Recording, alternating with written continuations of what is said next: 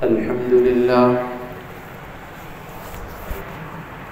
لله نحمده ونستعينه ونستغفره ونؤمن به ونتوكل عليه ونعوذ بالله من شرور أنفسنا ومن سيئات أعمالنا من يهده الله فلا مضل له ومن يضلله فلا هادي له ونشهد أن لا إله إلا الله وحده لا شريك له ونشهد أن سيدنا ومولانا حبيبنا وحبيب ربنا طبيبنا وطبيب قلوبنا محمدا عبده ورسوله أما بعد أعوذ بالله من الشيطان الرجيم بسم الله الرحمن الرحيم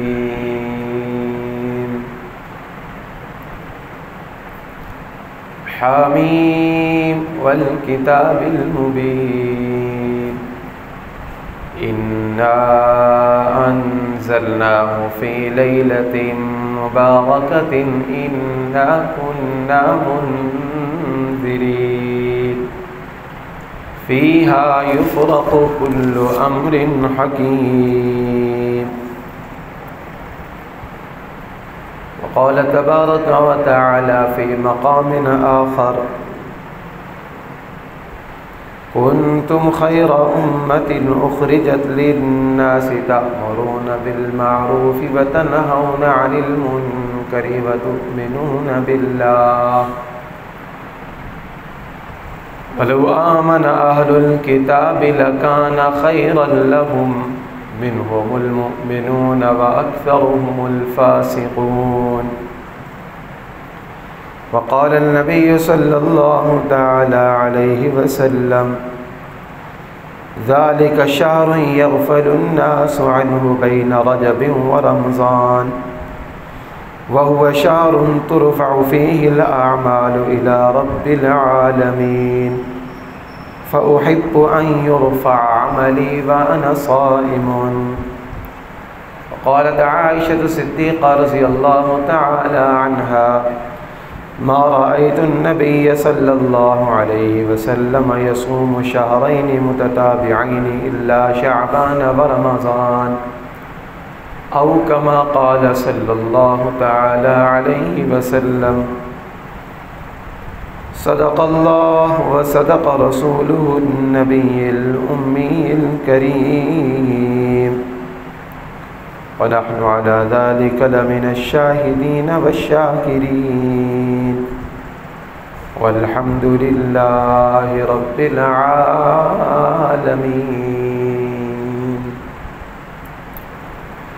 يا رب صل وسلم دائما أبدا على حبيبك خير الخلق كلهم هو الحبيب الذي ترجى شفاعته لكل هول من الأهوال مقتحم. درود شریف پڑھ. اللهم صل على محمد وعلى آل محمد كما صليت على إبراهيم وعلى آل إبراهيم إنك حميد مجيد. اللهم بارك على محمد وعلى آل محمد كما باركت على إبراهيم وعلى آل إبراهيم إنك حميد مجيد. قرآن مجید فرقان حمید کی چند آیات رسول اللہ صلی اللہ علیہ وسلم کے بے شمار احادیث میں سے دو احادیث مبارکہ کی خطبہ مسنونہ کے اندر تلاوت کی ہے۔ اللہ رب العزت سے دعا ہے کہ اللہ تبارک و تعالی ان آیات اور احادیث کی صحیح تشریح کرنے کی توفیق عطا فرمائے۔ اللہ تبارک و تعالی حق اور سچ بولنے کی، سننے کی، سمجھنے کی اور اس پر عمل کرنے کی توفیق عطا فرمائے۔ مجھے اور آپ کو اللہ تبارک و تعالی نے حضرت محمد الرسول اللہ صلی اللہ علیہ وسلم کی امت کے اندر پیدا فرمایا۔ اس امت کے اندر پیدا ہو جانا یہ اللہ تبارک و تعالیٰ کی بہت بڑی نعمت ہے۔ اس امت کو اللہ تبارک و تعالیٰ نے بہت ساری خصوصیات سے نوازا ہے۔ سب سے آخری نبی کی سب سے آخری امت، اس کے بعد کوئی اور امت نہیں آنے والی، اور جو نبی اس امت کو ملا اس نبی کے بعد کوئی اور نبی نہیں آنے والا۔ لیکن رسول اللہ صلی اللہ علیہ وسلم نے ارشاد فرمایا کہ اللہ تبارک و تعالی نے تمام انبیاء پر جنت کو اس وقت تک حرام کر دیا ہے جب تک کہ میں محمد جنت کے اندر داخل نہ ہوں۔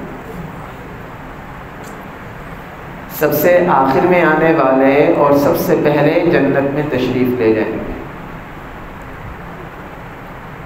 اور پھر فرمایا کہ کسی اور امت کے داخلے سے پہلے کسی بھی اور امت کے لیے جنت کے اندر داخل ہونا حرام ہے جب تک کہ میری امت جنت کے اندر داخل نہ ہو جائے۔ تو سب سے پہلے جس امت کو داخلہ ملے گا وہ امت محمدیہ ہوگی، اس امت کے اندر میں اور آپ پیدا ہوئے ہیں۔ اب پہلے زمانے کے اندر جو لوگ ہوتے تھے ان کی ہزاروں سال عمریں ہوتی تھی، ہزاروں سال وہ عبادت کیا کرتے تھے، جنگلوں میں بیابانوں میں نکل جاتے تھے۔ اب ہماری عمریں اوسط 60-70 ہیں۔ ذہن کے اندر خیال پیدا ہوتا ہے کہ ایک بندے نے ہزاروں سال عبادت کی ہو، ایک بندے نے 50-60 سال عبادت کی ہو، تو وہ اس کو کیسے پہنچے گا؟ نہیں پہنچ سکتا۔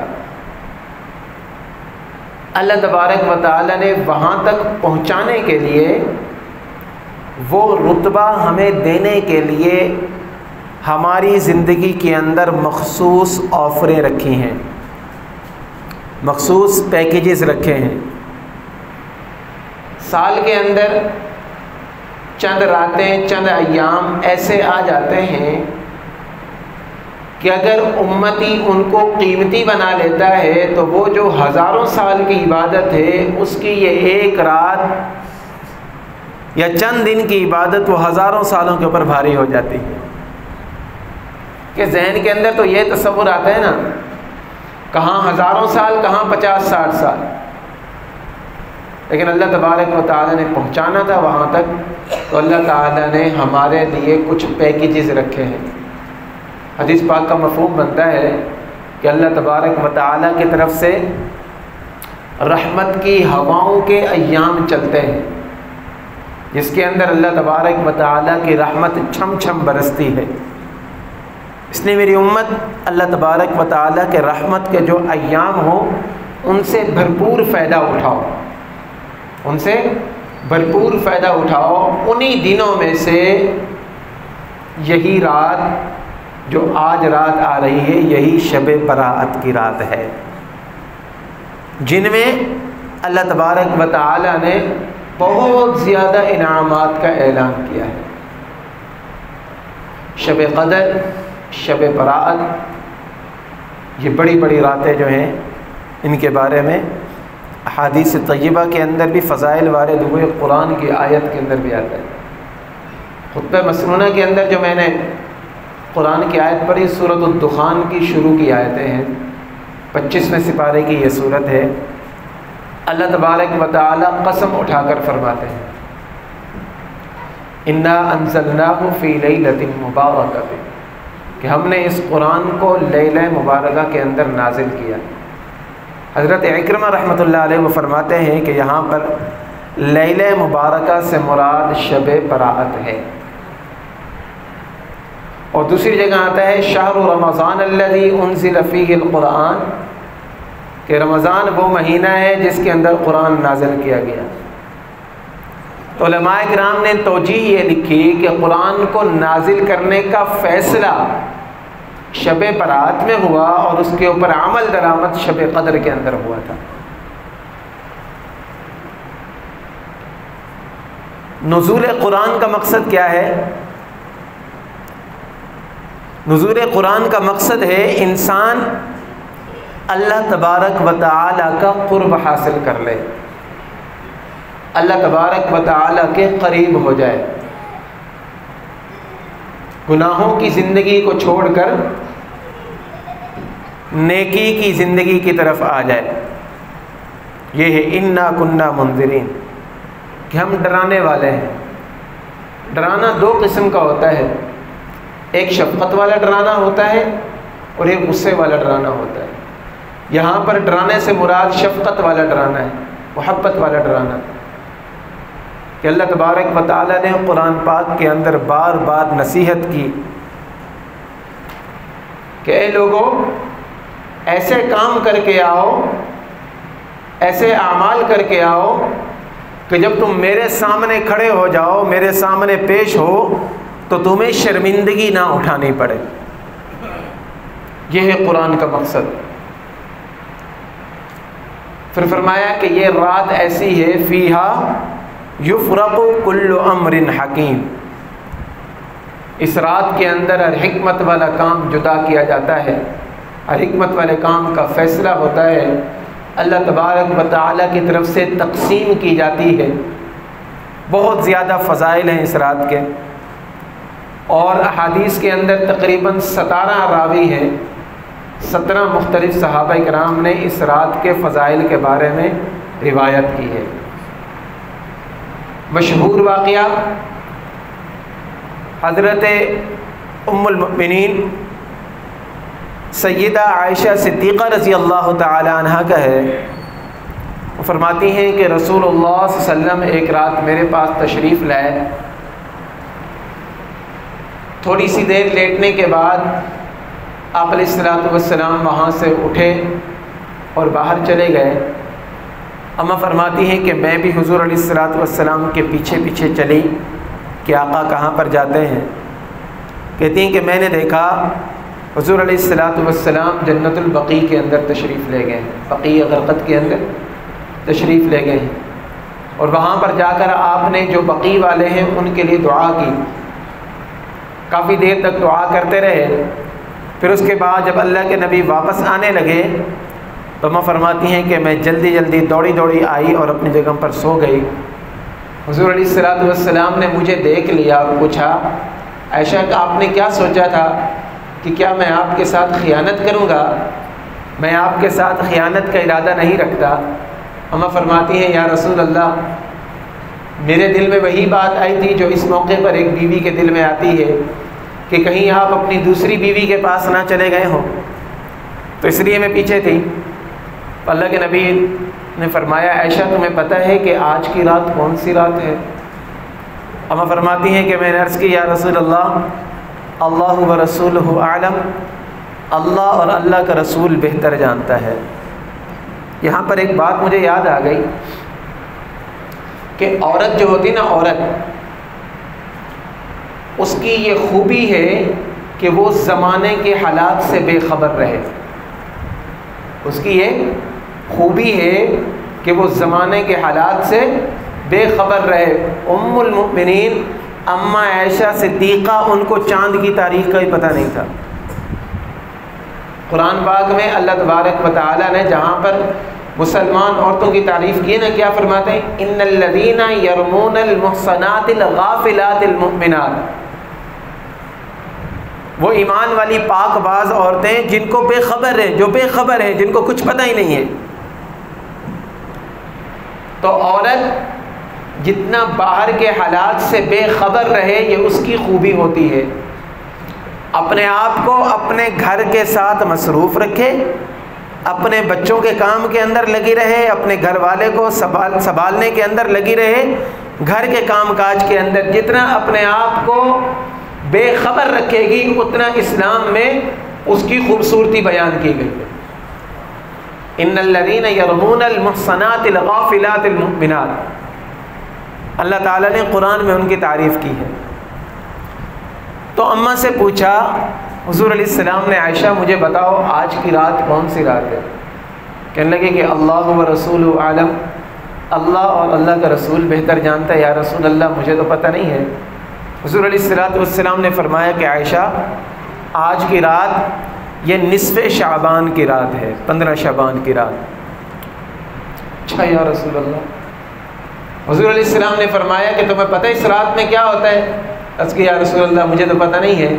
حضور علیہ السلام نے فرمایا کہ میرے پاس جبریل امین آئے تھے، جب میں یہاں سے چلا گیا تھا نا تو میں اپنی طرف سے نہیں گیا تھا، جبریل امین آئے میرے پاس اور مجھے کہا کہ اللہ تبارک و تعالیٰ فرماتے ہیں آپ بقیع کے اندر جائیں، جنت البقیع میں، اور وہاں پر جا کر قبرستان والوں کے لیے دعا کریں۔ اللہ کے نبی فرماتے ہیں میں وہاں پر جا کر میں نے دعا کی، اور پھر مجھے جبریل امین نے کہا کہ یا رسول اللہ آپ کو پتہ ہے کہ اس رات اللہ کی کتنی رحمت برستی ہے؟ حضرت جبریل امین نے عرض کی، بتایا کہ یا رسول اللہ صلی اللہ علیہ وسلم اس رات اللہ تبارک و تعالی آپ کی امت کے اتنے لوگوں کی گناہ گاروں کی بخشش کرتا ہے جتنا قبیلہ بنو کلب کی بکریوں کے بال ہیں۔ عرب بکریاں بہت زیادہ رکھا کرتے تھے، بڑے شوقین تھے، اور عرب میں جو سب سے مشہور قبیلہ تھا نا بکریوں والا، وہ بنو کلب کا قبیلہ تھا، وہ بنو کلب کا قبیلہ تھا۔ وہاں پر لوگوں کے پاس ہزاروں بکریاں ہوا کرتی تھی۔ تو پورے قبیلے کے پاس کتنی بکریاں ہوں گی؟ پھر ایک بکری کے جسم کے اوپر کتنے بال ہوں گے؟ کوئی شمار ہی نہیں کر سکتا، تقریباً لاکھوں میں ہوتے ہوں گے۔ تو جبریل امین نے کہا کہ اس رات آپ کی امت کے لوگوں کی بخشش کی جاتی ہے، اتنے لوگوں کی جتنے قبیلہ بنو کلب کی بکریوں کے جسم کے اوپر بال ہوتے ہیں۔ تو کتنی بڑی رات ہوئی۔ حضور علیہ السلام نے فرمایا کہ مجھے جبریل امین نے بتایا کہ آج کی رات یعنی نصف شعبان کی رات، شب برات کی رات میں اللہ تبارک و تعالی غروب آفتاب سے ہی آسمان دنیا کے اوپر تجلی فرماتے ہیں، اپنے شایان شان تشریف لاتے ہیں۔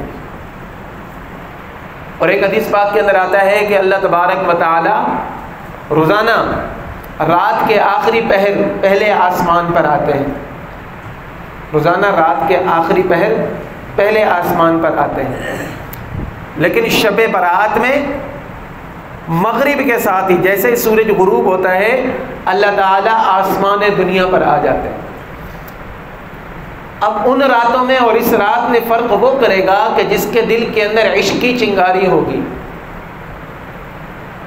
جس کو اوقات کی قدر پتہ ہوگی کہ پورے سال میں تو آخری پہر اور شب برات کی رات میں پوری رات اللہ تبارک و تعالی آسمان دنیا پر ہوتے ہیں۔ ہیا حتی مطلع الفجر، طلوع فجر تک اللہ تبارک و تعالی آسمان دنیا پر ہوتے ہیں، اور پھر اللہ تبارک و تعالی کی طرف سے ندائیں لگائی جاتی ہیں، فرشتے اعلان کرتے ہیں حل من مستغفر، کیا ہے کوئی گناہ گار جو گناہوں کی معافی چاہتا ہو؟ اگر کوئی اللہ والا کھڑا ہوتا ہے، گناہوں سے تھک ہار چکا ہوتا ہے، مصلی کے اوپر کھڑا ہوتا ہے اور معافی مانگ رہا ہوتا ہے، تو اللہ فرماتا ہے میں نے اس کو معاف کر دیا۔ یہ معافی مانگ رہا ہے، یہ گڑ گڑا رہا ہے، یہ تھک چکا ہے گناہوں کی زندگی سے، اب یہ میرے دربار میں آ چکا ہے، تو فرشتوں گواہ ہو جاؤ میں نے اس کے سارے گناہوں کو معاف کر دیا ہے۔ دوسرا اعلان، حل من مسترزق، کیا ہے کوئی بے روزگار جو روزی کا متلاشی ہو، جس کو کام نہ لگ رہا ہو، جو پریشان حال ہو اور نوکریوں کی تلاش کے اندر ہو، کسی بھی قسم کی پریشانی کے اندر وہ مبتلا ہو، تو مجھ سے مانگے۔ اگر کوئی مانگتا ہے تو اللہ تبارک و تعالیٰ فرماتے ہیں کہ اس کے لیے روزی کے دروازے کھول دو، اس کی زندگی کے اندر اب فاقہ کشی نہیں آئے گی، چونکہ اس نے اس رات میں مجھ سے آ کر مانگا ہے، اس لیے میں اس کے اوپر روزی کے دروازے کھول دیتا ہوں۔ اور تیسرا اعلان یہ ہوتا ہے، کیا ہے کوئی پریشان حال، کسی بھی قسم کی پریشانی ہے، کسی بھی قسم کی پریشانی ہے، وہ اللہ تبارک و تعالیٰ کے ساتھ بندے کو رجوع کرنی چاہیے۔ آج ہماری سوچ یہ بن گئی کہ ہم ہر کسی کے ساتھ اپنی پریشانیاں شیئر کرتے ہیں، ڈسکس کرتے ہیں، بتاتے ہیں، دوست یار کو ہر کسی کو بتاتے ہیں، لیکن شیطان ہمیں رحمان کے دروازے پر نہیں آنے دیتا۔ ہمیں 2 رکعت صلاۃ الحاجت کی توفیق نہیں ملتی کہ ہم 2 رکعت صلاۃ الحاجت پڑھ کے اللہ تبارک و تعالیٰ کے سامنے اپنی پریشانی رکھ دیں کہ مولا مجھے اس وقت یہ تکلیف پہنچی ہے، تو اس تکلیف کو دور کرنے والا ہے۔ میرے بھائیوں، یقین کے ساتھ یہ عمل کرو، اللہ تبارک و تعالیٰ ضرور پریشانی کو دور فرمائے۔ تو تیسرا اعلان یہ ہوتا ہے کہ ہے کوئی پریشان حال، وہ میرے پاس آ جائے، میں اس کی تمام پریشانیوں کو دور کر دوں گا۔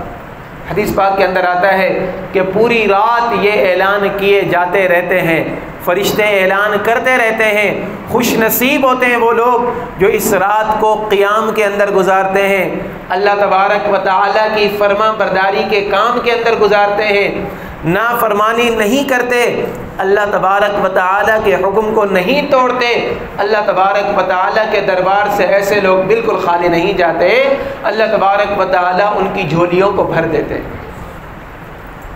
تو یہ پیکج والی رات ہے، یہ اللہ تبارک و تعالیٰ کی طرف سے مخصوص آفر والی رات ہے، اور خوش نصیبوں کو یہ ملتی ہے۔ میرے بھائیوں، مجھے بتائیں گزشتہ سال اسی جگہ پر ہمارے درمیان کتنے لوگ موجود تھے؟ اپنے ارد گرد نظر دوڑائیں، ہمارے رشتہ دار، ہمارے دوست احباب، ہمارے قریبی کتنے لوگ موجود تھے؟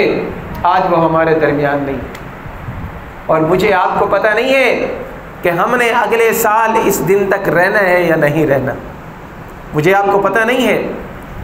اللہ تبارک و تعالیٰ کی طرف سے یہ توفیق مل گئی، ہمیں زندگی کے اندر ایک مرتبہ پھر یہ پیاری رات نصیب ہو رہی ہے۔ مجھے بھی پتہ نہیں ہے کہ شام تک میں زندہ رہوں گا یا نہیں رہوں گا، لیکن یہ تہیہ کر لیں کہ انشاءاللہ آج کی رات ہم نے عبادت کے اندر گزارنی ہے۔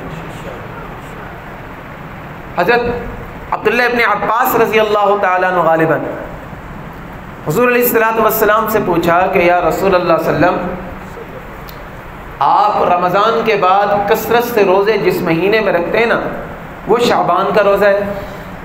شعبان کے مہینے میں نے آپ کو دیکھا کہ آپ کثرت سے روزے رکھتے ہیں، یا رسول اللہ کیا وجہ ہے؟ حضور علیہ الصلوۃ والسلام نے فرمایا کہ اصل میں بات یہ ہے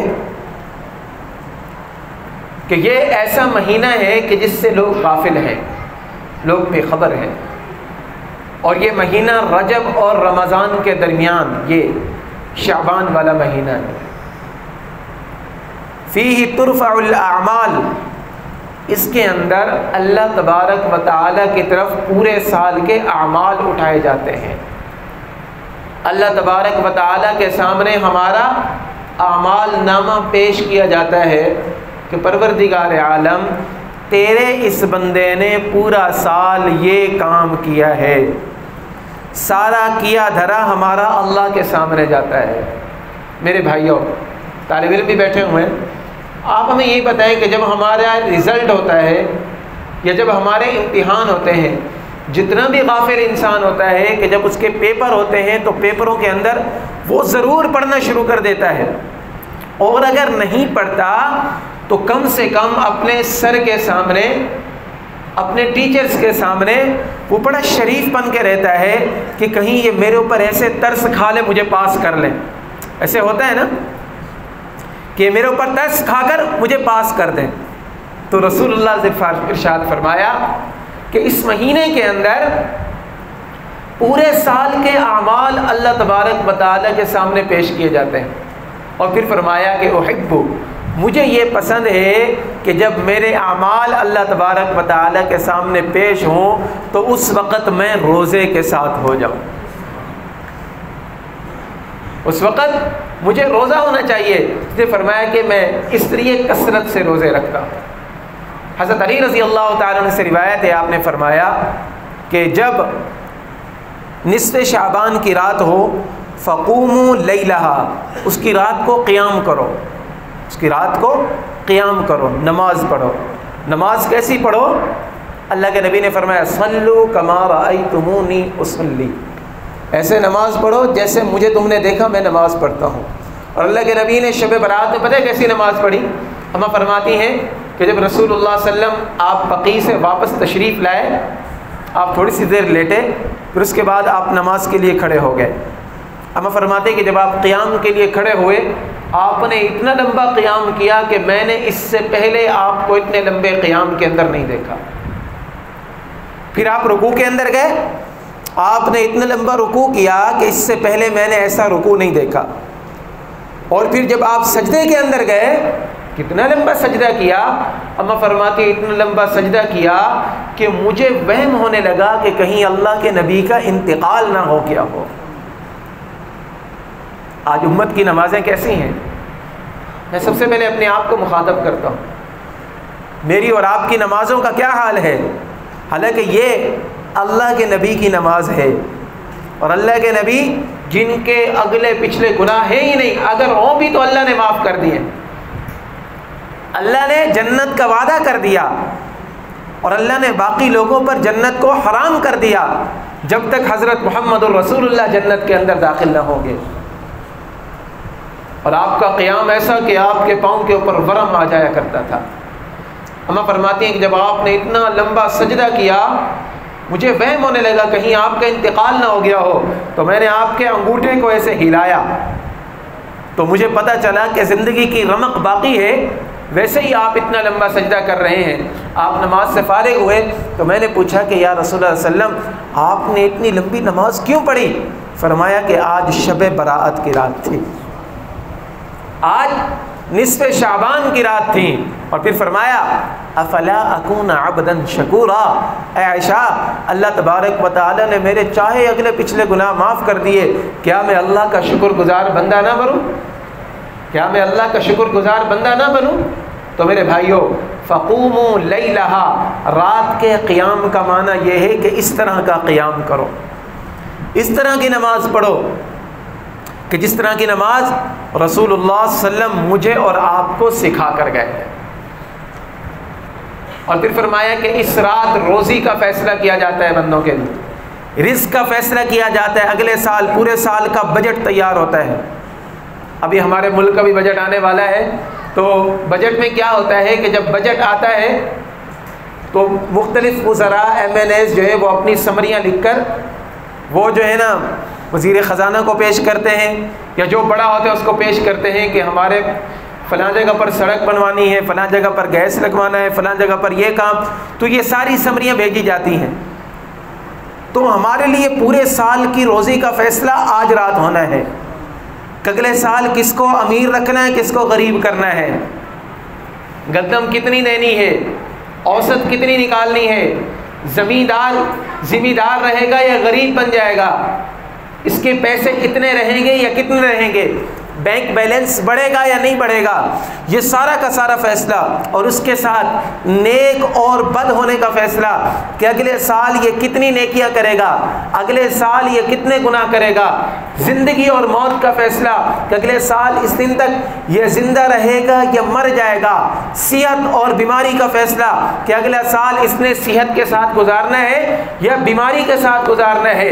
اسی طرح روزی کا فیصلہ، ہماری روزی آسمانوں کے اندر ہے کہ ان کے اوپر بارشیں کتنی برسائی جائیں گی، ان کے اوپر بارشیں کتنی لے کر آنی ہے، آبادی والی لے کر آنی ہے یا بربادی والی لے کر آنی ہے، یہ سارے کے سارے فیصلے فیہا یفرق کل امر حکیم، اس ایک رات کے اندر اللہ تبارک و تعالیٰ کی طرف سے یہ سارے فیصلے کیے جاتے ہیں۔ تو اگر ہم میں سے کوئی بندہ ان میں سے کسی بھی چیز کا طالب ہے تو اس رات کو قیمتی بنا لے، اللہ تبارک و تعالیٰ کے حضور کھڑا ہو جائے، ہو سکتا ہے یہی ایک رات کی عبادت ہمارے لیے باعث نجات بن جائے۔ اس لیے تو اس کو کہا جاتا ہے نا شب براءت، شب براءت یعنی جدا کرنے والی رات، جہنم کی آگ سے بندے کو جدا کرنے والی رات۔ حضرت جبریل امین نے فرمایا کہ اس رات میں اتنے لوگوں کی تو بخشش کی جاتی ہے، لیکن چند لوگ ایسے ہیں کہ جن کی بخشش نہیں کی جاتی۔ مشرک آدمی جو شرک کرتا ہو، جو اللہ کی ذات یا صفات میں کسی کو شریک کرتا ہو، اس کے لیے اس رات کے اندر کوئی بخشش نہیں ہے جب تک وہ اپنے شرک سے توبہ نہیں کرے گا۔ قطع رحمی کرنے والا، قطع رحمی اپنے رشتہ داروں سے بول چال بند کیا ہوا، جس نے اپنے رشتہ داروں سے بول چال بند کیا، بھائی کے ساتھ، بہن کے ساتھ، ماموں کے ساتھ، خالہ کے ساتھ، چچا کے ساتھ، پھوپھی کے ساتھ، سب کے ساتھ ہی ہمارے تنازع ہوتے ہیں۔ جس بندے نے ان میں سے کسی کے ساتھ قطع تعلق کیا ہوا ہوگا، وہ پوری رات کھڑا رہے، اس کی شب برات میں مغفرت نہیں کی جاتی۔ لا يدخل الجنت قاطع، اللہ کے نبی نے فرمایا کہ رشتہ قطع کرنے والا جنت کے اندر نہیں جائے گا۔ ایک اور حدیث کے اندر آتا ہے، حضور علیہ الصلوۃ والسلام نے فرمایا کہ جس آدمی نے 3 دن قطع تعلق کے ساتھ گزار لیے، 3 دن قطع تعلق کے ساتھ گزار لیے، اور پھر اس کے بعد اس کی موت آ گئی، صلح نہیں کی، تو یہ بندہ جہنم کے اندر جائے گا۔ اگر ہماری کسی کے ساتھ لڑائی ہے، اللہ کے لیے صلح کر لیں، اللہ کے لیے صلح کر لیں، ہو سکتا ہے یہی صلح ہمارے لیے باعث نجات بن جائے۔ تیسرے نمبر پر شرابی، ہمیشہ شراب پینے والا، شراب سے توبہ نہ کرنے والا، شراب کے نشے کے اندر دھت رہنے والا، یہ بھی اللہ تبارک و تعالیٰ کی رحمت سے اس رات کے اندر محروم رہ جاتا ہے۔ چوتھے نمبر پر کینہ پرور، اپنے دل کے اندر مسلمان کے لیے نفرت بھرنے والا، اپنے دل کے اندر مسلمان کے لیے نفرت بھرنے والا، کہ منہ کے اوپر کچھ بن رہا ہے، دل کے اندر کچھ پال رہا ہے، کینہ رکھ رہا ہے، نفرت رکھ رہا ہے مسلمان کے ساتھ، ایسے آدمی کی بھی اس رات کے اندر بخشش نہیں کی جاتی۔ پانچویں نمبر پر والدین کا نافرمان، والدین کا نافرمان، اپنی ماں کو تکلیف دینے والا، اپنے باپ کو تکلیف دینے والا، ان کی نافرمانی کرنے والا، اس آدمی کی بھی اس رات کے اندر بخشش نہیں کی جاتی۔ چھٹے نمبر کے اوپر متکبر آدمی، متکبر آدمی جو لوگوں کو کیڑے مکوڑے سمجھتا ہو، اپنے پیسے کے اوپر، اپنی زمین کے اوپر، اپنے عہدے کے اوپر، اپنے رتبے کے اوپر ناز ہو، ایسے آدمی کی بھی اس رات کے اندر بخشش نہیں کی جاتی۔ یہ 6 قسم کے ایسے آدمی ہیں، ان کی بخشش نہ شب برات میں کی جاتی ہے، نہ شب قدر کے اندر کی جاتی ہے۔ اگر کوئی اس بیماری کے اندر مبتلا ہو، ہر شخص اپنے گریبان کو خوب جھانک کر دیکھ سکتا ہے کہ کون کس بیماری کے اندر مبتلا ہے۔ اگر ہم میں سے کوئی بندہ ان میں سے کسی بھی بیماری کے اندر مبتلا ہے تو آج رات سے پہلے توبہ کر لے، آج شام سے پہلے توبہ کر لے۔ جو توبہ کر لے گا اللہ تبارک و تعالی اس کو اس رات کے اندر بھی اپنی طرف سے انعامات عطا فرما دے گا، اور آخرت میں بھی اللہ تبارک و تعالی اس کو بہت بڑے انعام عطا فرمائے گا۔ تو آج کی رات شب برات قیام کے اندر، عبادت کے اندر گزارنی ہے۔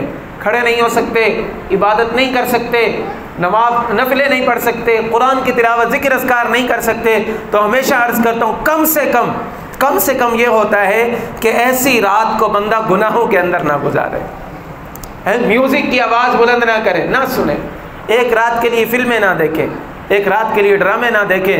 ہو سکتا ہے اس ایک رات کا تقدس ہم نے رکھ لیا، اللہ تبارک و تعالی اس کی وجہ سے بھی ہماری بخشش کر دے، اور ہو سکتا ہے اس ایک رات اگر ہم گناہ کو چھوڑ دیں گے اللہ تبارک و تعالی اگلی زندگی ہمیں گناہوں سے پاک عطا فرمائے۔ اللہ رب العزت سے دعا کریں اللہ تبارک و تعالی ان اوقات کی قدردانی کرنے کی توفیق عطا فرمائے، آمین۔